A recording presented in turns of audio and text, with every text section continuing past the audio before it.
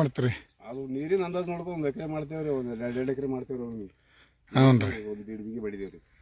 1.5 ಬಿಗೆ. ಹ್ಞೂ ವರ್ಷ ಏನು ಇದಕ್ಕೆ ಗೊಬ್ಬರ ಟಾಣಿಕ ಏನು ಮಾಡ್ತಿದ್ರಿ? ವರ್ಷ ಲೆಕ್ಕ ಭಾಳ ಐತೆ ಹೇಳ್ರಿ. ಅದು ವರ್ಷ 1 ಲಕ್ಷ ಬರ್ತದೆ, 1 ಎಕರೆಗೆ 1 ಲಕ್ಷ ತರ್ತೇವ್ರಿ ಲಾಭ. ಹ್ಞೂ ರೀ. ಈ ವರ್ಷ ಕಡಿಮೆ ಆಗ್ಯಾವ್ರಿ. ನಿಮ್ಮ ಆರ್ಯಾಗ ಗೊಬ್ಬರ ಕಡಿಮೆ ಆಗ್ಯಾವ್ರಿ.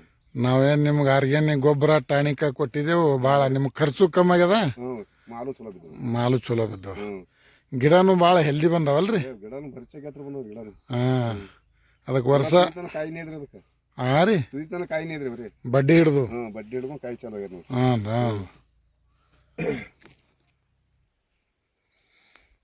ಒಟ್ಟು ನಮ್ಮ ಗೊಬ್ಬರದ್ದು ಖರ್ಚು ಕಮ್ಮಿ ಅದೇನ್ರಿ ಭಾಳ? ಹಾಂ ಕಡಿಮೆ ಅದ ರೀ ನಿಮ್ಗೆ ಗೊಬ್ಬರದ್ದು.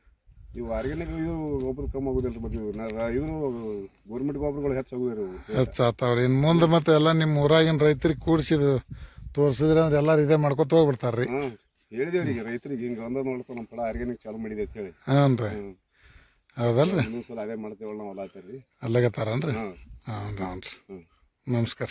ನಮಸ್ಕಾರ.